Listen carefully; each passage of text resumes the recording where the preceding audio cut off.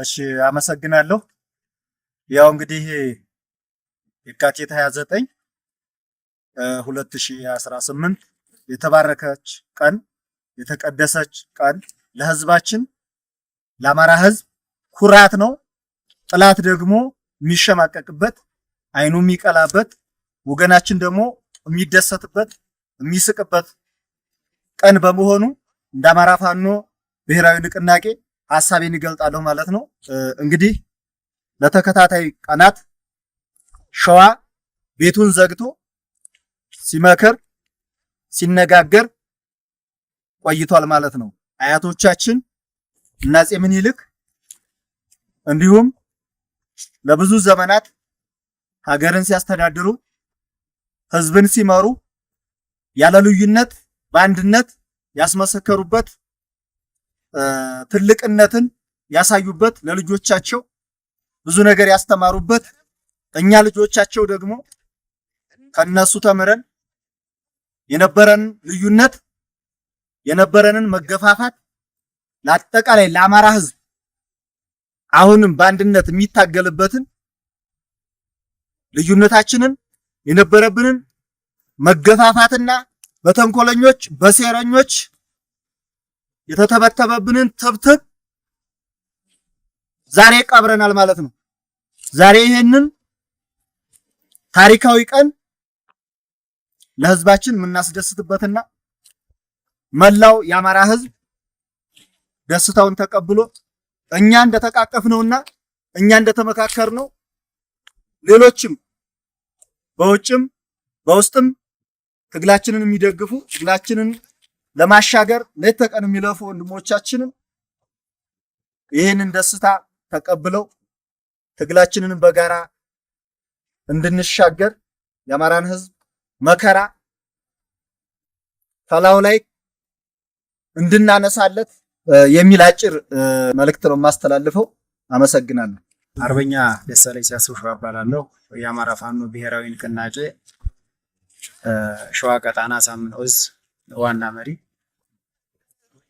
እንግዲህ ይቺ የተባረከችና የተቀደሰች ቀን እንድትመጣ በአማራ ፋኖ ህዝባዊ ድርጅት ሸዋ ጠቅላይ ግዛት ዕዝና በአማራ ፋኖ ብሔራዊ ኃይል ደቡብ አማራ ቀጣና አሳምነው ዕዝ መካከል የነበረው ያለመግባባት ወደ አንድ ለማምጣት ከመጀመሪያ ጀምሮ ስትደክሙ ስትወጡ ስትወርዱ ቀን በሐሳብ ሌሊት እንቅልፋችሁን አታችሁ የነበራችሁ በውጭውም ዓለም በአገር ውስጥም የትግል ደጋፊዎችና ባለቤቶች መጀመሪያ እናመሰግናለን፣ እንኳን ደስ አላችሁ ማለት እንወዳለን።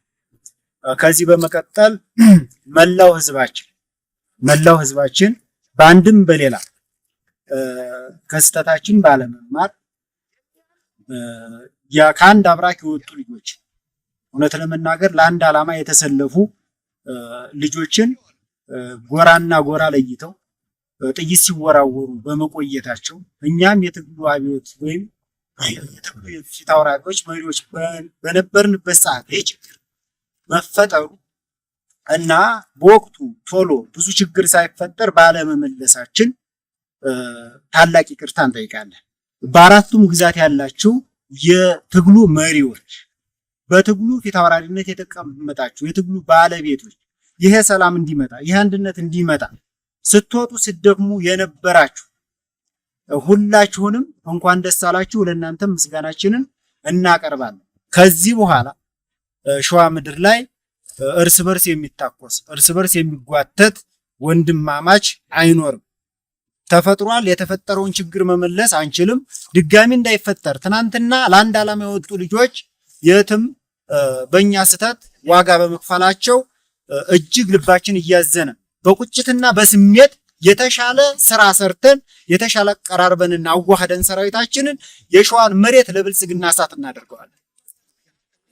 ለዚህም ከጎናችን የተሰለፍከው የማትሰለቸው የማትደክመውና ተስፋ የማትቆርጠው ህዝባችን አሁንም ከጎናችን ሆነህ ጠላትን እየመታን እያንበረከክንና እያሸነፍን ጉዟችንን ወደፊት እንድናደርግ ታሪካዊ ጥሪ እናስተላልፋለን። እናመሰግናለን። በዚህ በተባረከ ቀን ሁላችንም በመገኘታችን ደስታችን ደስታዬ እጥፍ ድርብ ነው። በቅድሚያ አንድነት ምንም ምርጫ የሌለው ጉዳይ ነው።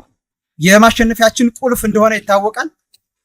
ያንን መሰረት በማድረግ አንድነታችንን በዛሬዋ ዕለት አጽንተናል።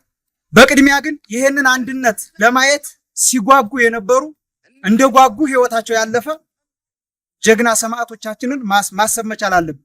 የነሱን ራዕይ የነሱን ዓላማ እናስቀጥላለን ብለን በገባነው ቃል መሰረት ይኸው ዛሬ አንድነታችንን መስርተን ከዚህ በፊት የነበሩ በርካታ መጓተቶችን ወደኋላ አሽቀንጥረን ጥለን ዛሬ ላይ አንድ ሆነን ለሚደግፈንና ለሚጠብቀን ህዝብ ለሰራዊታችንም ጭምር ይህንን ደስታ ማብሰር እንፈልጋለን። በዋናነት ግን ከዚህ በፊት የነበሩ የግጭት ጠማቂዎች በር ዛሬ ላይ ተዘግተዋል። የአንድነት በር ተከፍቷል።